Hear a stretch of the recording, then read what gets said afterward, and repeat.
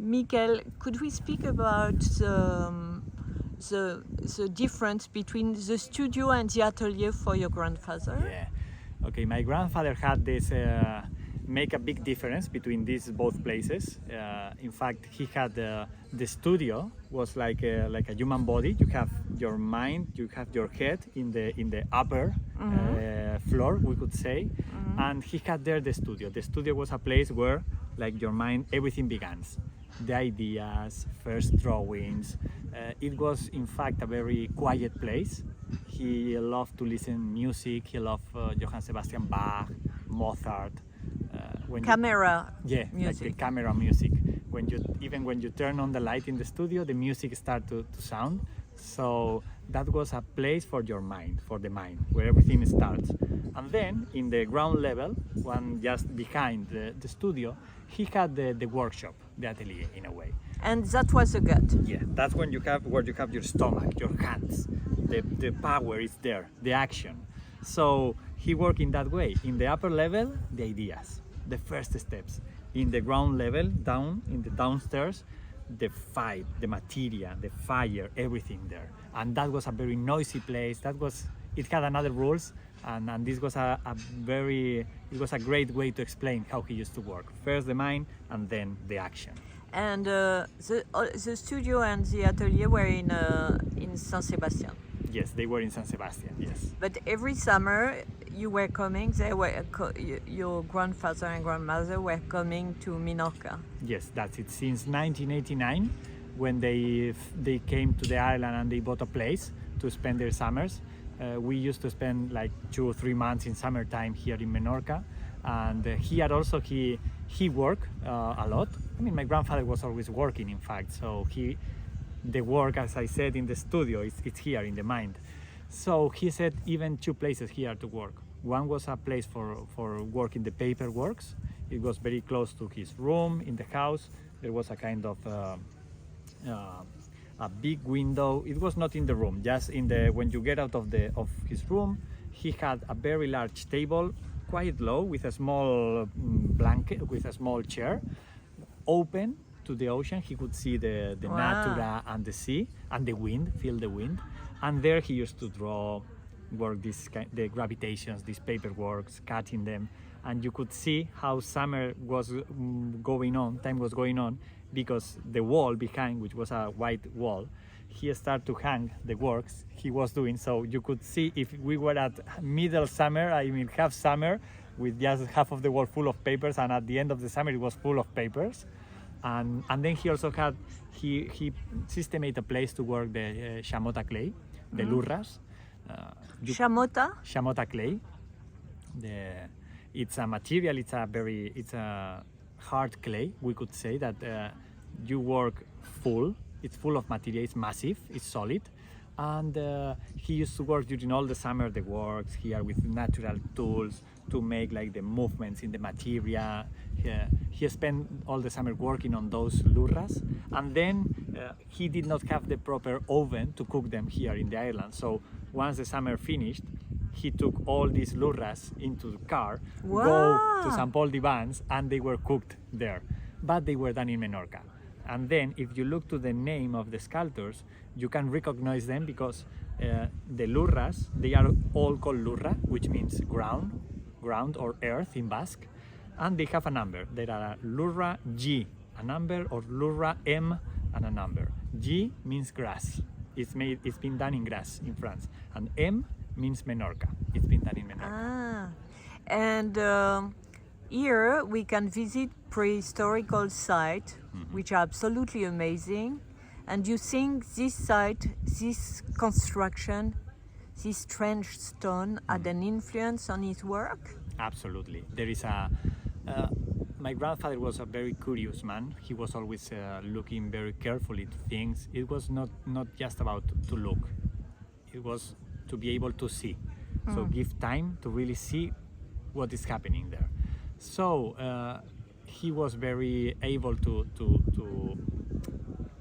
learn, I would say, or to fill that gap of knowledge, looking carefully to things. And of course the talayots and all these works in this island, which are an amazing works made on stone. He also said that Menorca was an island that was about stone and wind. So this is about it. Of course there was a kind of influence in his work, because those stones, he used to say that some of them, they were made, he thought that the ancient local people, they create them to hang the sky, not to fall down the sky to earth. Wow. So it's a beautiful way to look to them.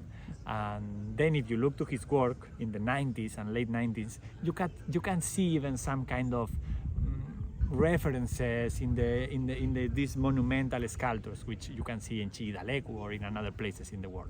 And so he was very careful with the family. Family was very important. You are one of the members of the family in charge of his memory, of Yes. his heritage. Yes. So what was he thinking about the family? My grandparents, both, they created a family. With you 8 kids. A big family, yes. And this is not so usual in an artist. They had 8 children. We are 27 cousins, so we are a big family.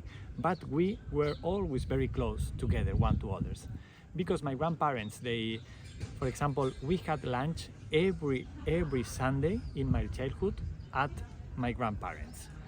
Big wooden table, big family meetings. Christmas were amazing, maybe 40 people, 45 people having lunch, dinner together on Christmas time.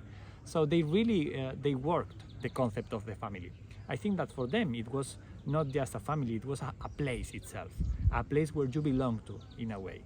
And I think that's why all the families still so we involved. have this commitment to keep the legacy so alive, because we really felt that what was happening there was something really important, and we want to keep this legacy, which is material and non-material, of course, very alive, because it is still very necessary.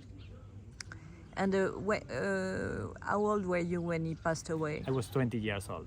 So you saw him a lot. Yeah, I had plenty of time to, and he was my godfather, and yeah, so. And today you are in charge of something? Yeah, I mean, I am the development manager of the museum, of our museum, Chillida, and I am also working in the family management, in managing the legacy of my grandfather in Eduardo Chillida estate. Yeah. And last question is about edition. He always refused to do edition. Yes, that's it. He didn't see nothing in copying to himself. So from the very first moment, for him, the art, as he used to say, was going towards the unknown. So once you know something, it becomes knowledge. And art is not about knowledge. Knowledge is another thing.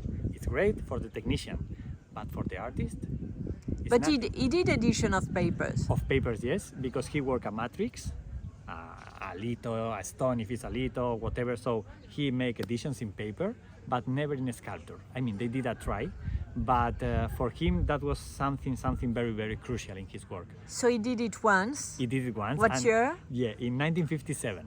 And what did he say? It was an incredible story, because the gallerist, Aimé, he was working with Mike, with Aimé, and at a point, Aimé requested my grandfather to do editions. He said, Eduardo, you should work in editions. You should do editions, because I don't have enough work for you. This is a very important moment for you, and you must be in more collections, more museums. I mean, I need more work to let you be somebody well known in the art world. And my grandfather was working in the like a smithy in Hernani, so the production was very low a year. But my grandfather didn't believe in this idea of doing the same twice. He used to say, the first time an artist does something, maybe it's art or maybe not. But the second time he does the same, for sure that is not art, because you already know how to do it. So that's a problem for art. But anyway, my grandmother was there also, and she said, Eduardo, you have never tried. Why don't you try? Give it a try, give it a chance. So okay, they agreed. They selected 6 sculptors. And they took to Paris, and they did in an atelier 4 editions of each one of those 6 sculptors. When he opened the door to see the editions, of course the guy on the atelier, he had displayed them perfectly, one very close to the others, like in a perfect position, like for the guy of the atelier, it was like, they look really the same. Perfect. Perfect. And when my grandfather opened the door, he saw all of them, and he was with my grandmother, with Pili, and he said to Pili, this looks like a shoe store. I mean, now I have tried it, and this is something that I will never do again. And he told this to Meg. Meg was like, Eduardo, please think carefully about this. This is the most important decision you will have to face in your career. And after some weeks, my grandfather was again with Aimé, and he told Aimé, I have reached the solution to the problem you are making me face. You have told me that I have to reproduce my works, and what I will do is reproduce the owners of my works. I will focus on public art. And this was 1957, which is incredible, because at that point, I mean, Europe, you could see statues, but not contemporary sculptures in any place. So it was a beautiful trip that my grandfather began at that point, and today is very well known because of his public monuments. Almost 50? Yeah, almost 50. Yeah, in all Europe, United States. I mean, in France, is there one? In France, yes, you have in Grenoble. It's a suite, which means tree in Basque.